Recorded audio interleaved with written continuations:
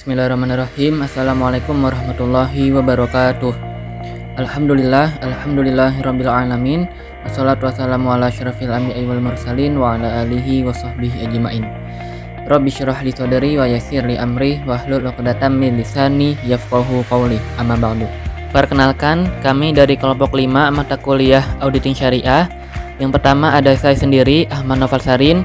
Yang kedua ada Muhammad Akbar, dan yang ketiga ada Novita Dewi. Insya Allah di pembahasan kali ini kami akan membahas paper yang berjudul Analisis Perbandingan Antara Audit Syariah dan Tinjauan Syariah dalam Bank Syariah di Malaysia, Perspektif Praktisi.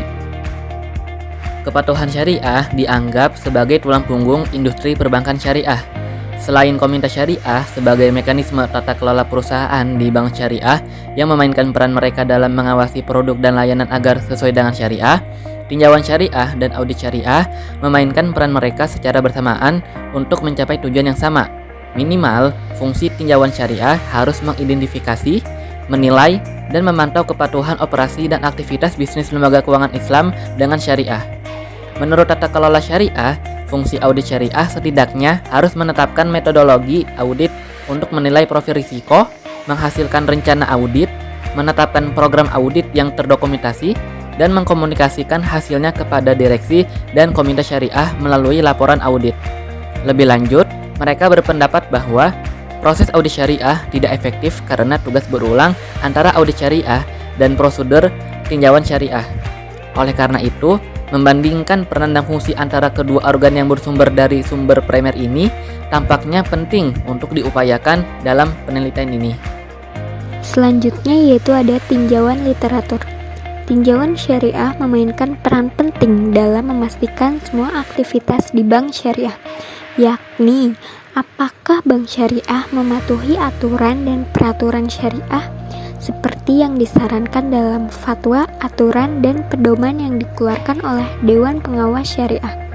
Menurut standar ini, tinjauan syariah yang efektif akan mempertimbangkan dan bekerja sama dengan penasihat seperti auditor eksternal dan harus memberikan laporan secara bersamaan kepada SHC dan manajemen.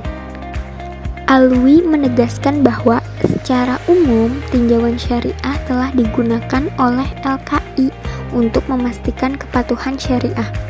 Namun, ia merasa bahwa proses tinjauan syariah tidak cukup karena ruang lingkupnya agak terbatas. Dengan demikian, ia menyarankan audit syariah sebagai alat yang lebih tepat untuk memastikan kepatuhan syariah. Dengan demikian, penelitian ini akan menambah pengetahuan baru pada literatur yang ada mengingat fakta kelangkaan literatur audit syariah.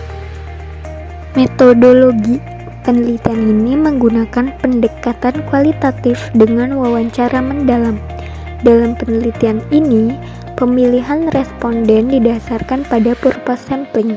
Meskipun ukuran sampelnya relatif kecil, yaitu hanya terdiri dari 9 orang yang akan diwawancarai, hal ini dianggap normal dalam penelitian kualitatif karena dipilih berdasarkan kriteria yang memberikan informasi yang berguna tentang fenomena yang diteliti. Sebelum analisis dapat dilakukan, transkripsi verbatim dilakukan untuk semua sesi wawancara dengan menggunakan Computer Assisted Qualitative Design Analysis Software, yaitu Atlas versi 8. Software ini digunakan untuk memudahkan proses transkrip audio wawancara dan pengkodean data. Baiklah, untuk selanjutnya ada hasil dan pembahasan. Hasil dan pembahasan yang pertama adalah berdasarkan pernyataan SDIbu IBS bahwa tinjauan syariah berfokus pada pra-acara, sedangkan pusat audit syariah pada pasca acara. Sebaliknya, kepala audit syariah dari DFI menunjukkan perspektif yang berbeda, di mana ia mengatakan bahwa auditor syariah lebih fokus pada aspek pengendalian internal seperti yang sebutkan. Yang kedua, terbukti bahwa audit syariah memiliki metodologi, pedoman, serta perencanaan yang lebih sistematis dan terstruktur dibandingkan dengan tinjauan syariah dalam menjalankan perannya. Yang ketiga, dari segi ruang lingkup tugas, Hiba IBS mengklaim bahwa ruang lingkup tinjauan syariah jauh lebih sempit dan hanya berfokus pada aspek mikro saja karena terbatas pada fungsi kepatuhan syariah. Yang keempat, beberapa orang yang diwawancarai berpendapat bahwa audit syariah adalah teknologi cerdas karena mereka menggunakan perangkat lunak terbaru dalam melakukan tugas audit syariah. Yang kelima, berdasarkan penelitian yang dilakukan ada perbedaan yang jelas antara struktur pelaporan untuk audit syariah dan tinjauan syariah, masing-masing sesuai dengan Tata Kelola Syariah 2019. Yang keenam, menurut Bank Negara Malaysia tahun 2019, audit syariah harus dilakukan oleh auditor internal yang memiliki pengetahuan yang diperlukan tentang persyaratan syariah yang berlaku untuk bisnis keuangan Islam.